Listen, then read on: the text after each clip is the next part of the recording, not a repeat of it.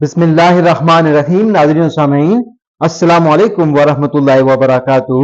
ناظرین و سامعین، آج کی اس ویڈیو میں حضرت داؤد علیہ السلام کے بارے میں بتائیں گے آپ سے۔ التماس ہے کہ ویڈیو کو آخر تک لازمی دیکھیے گا، اور ابھی تک اگر آپ نے ہمارے اسلامی اور معلوماتی channel wealth of knowledge corner کو سبسکرائب نہیں کیا تو لازمی سبسکرائب کر دیجیے گا، گھنٹی کے بٹن کو آل پہ کر دیجیے گا تاکہ آنے والی ویڈیوز کا نوٹیفیکیشن آپ کو بر وقت وصول ہو سکے۔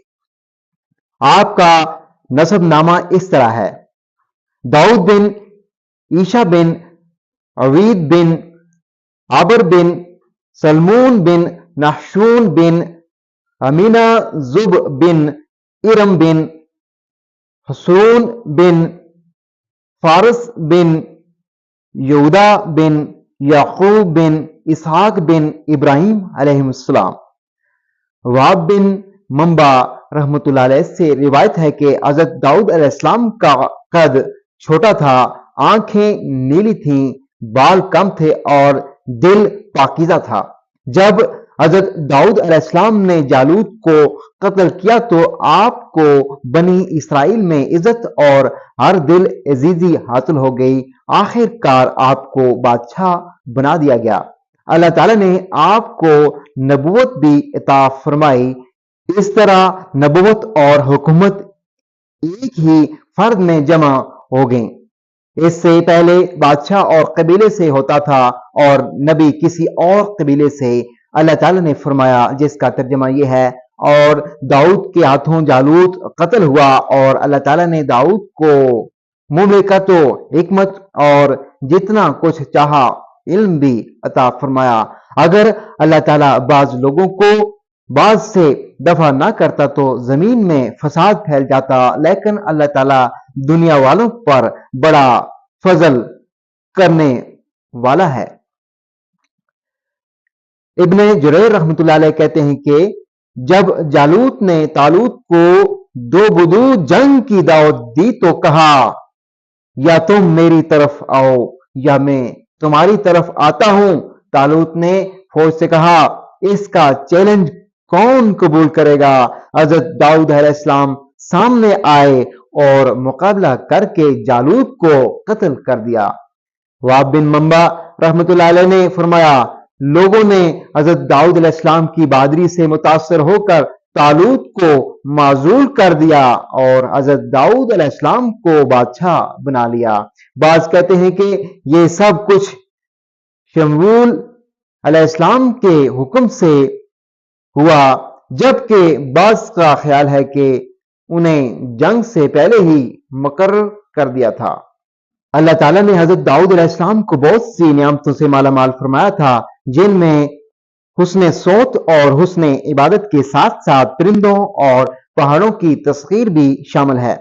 ارشاد باری تعالیٰ ہے، جس کا ترجمہ یہ ہے: اور ہم نے داؤد کو اپنی طرف سے برتری بخشی تھی، اے پہاڑوں ان کے ساتھ تسبیح کرو، اور پرندوں کو ان کے ارد گرد جمع کر دیا، اور ان کے لیے ہم نے لوہے کو نرم کر دیا کہ کشادہ زریں بناؤ، اور کڑیوں کو اندازے سے جوڑو، اور نیک عمل کرو۔ جو عمل تم کرتے ہو میں ان کو دیکھنے والا ہوں۔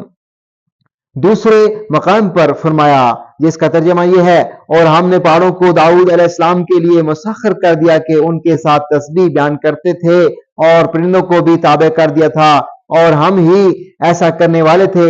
اور ہم نے تمہارے لیے ان کو ایک طرح کا لباس بنانا بھی سکھا دیا تاکہ تم کو لڑائی کے ضرر سے بچائے، پس تمہیں شکر گزار ہونا چاہیے۔ حضرت داؤد علیہ السلام کے ہاتھ میں لوہا نرم ہو جاتا تھا۔ انہیں یہ وصف معجزہ کے طور پر عطا کیا گیا تھا۔ یہ بھی ممکن ہے کہ اللہ تعالیٰ نے آپ کو لوہا نرم کرنے کا ہنر سکھا دیا ہو تاکہ اس سے زریں بنا کر جنگ میں پہنی جائیں اور دشمن کے حملے سے دفاع ہو سکے۔ قتادہ رحمت اللہ علیہ فرماتے ہیں، اللہ تعالیٰ نے آپ کے لیے لوہا نرم کر دیا تھا، یعنی آپ کو لوہے کی چیزیں بنانے کے لیے آگ یا ہتھوڑے کی ضرورت نہیں ہوتی تھی۔ ٹھنڈے لوہے کو ہاتھ سے موڑ کر جو چاہتے بنا لیتے۔ سب سے پہلے آپ نے لوہے کے حلقے جوڑ کر ذرا بنائی۔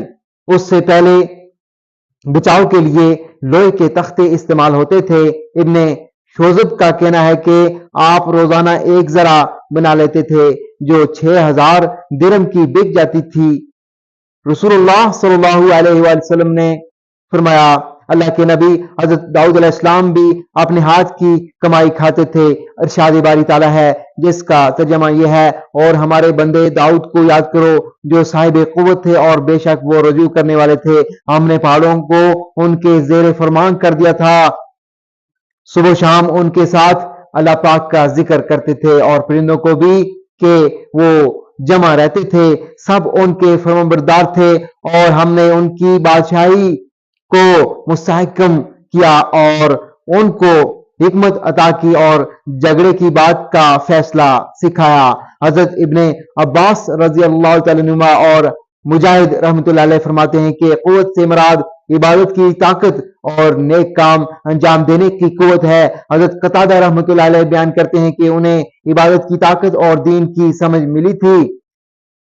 صحیحین میں ہے کہ رسول اللہ صلی اللہ علیہ وسلم نے فرمایا اللہ تعالیٰ کو داؤد علیہ السلام کی نماز تمام نمازوں سے زیادہ پیاری ہے، اور داؤد علیہ السلام کا روزہ سب روزوں سے پیارا ہے۔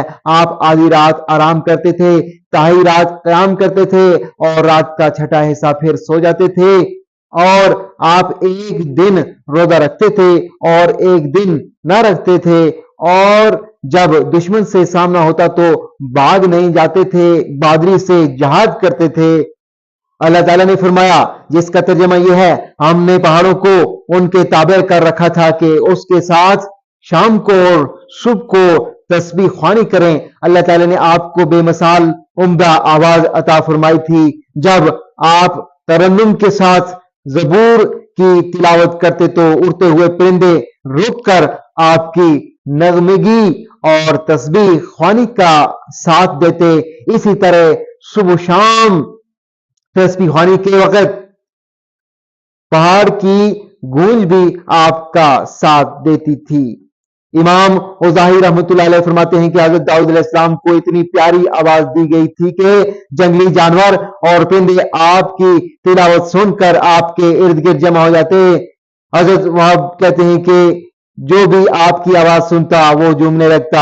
آپ ایسی سریلی آواز سے زبور کی تلاوت کرتے تھے کہ کسی کان نے ایسی آواز کبھی نہ سنی تھی۔ آپ کی ترنم آواز سن کر جن و انس پرندے اور مویشی مگن ہو جاتے تھے۔ ناظرین و سامعین، اسلامی اور معلوماتی ویڈیوز دیکھنے کے لیے ابھی تک اگر آپ نے ہمارے اسلامی اور معلوماتی channel wealth of knowledge channel کو سبسکرائب نہیں کیا تو لازمی سبسکرائب کر دیجیے گا، بیل آئیکن کو آل پہ کر دیجیے گا تاکہ آنے والی ویڈیوز کا نوٹیفیکیشن آپ کو بر وقت وصول ہو سکے۔ اگلی ویڈیو تک مجھے دیجیے اجازت، اللہ حافظ۔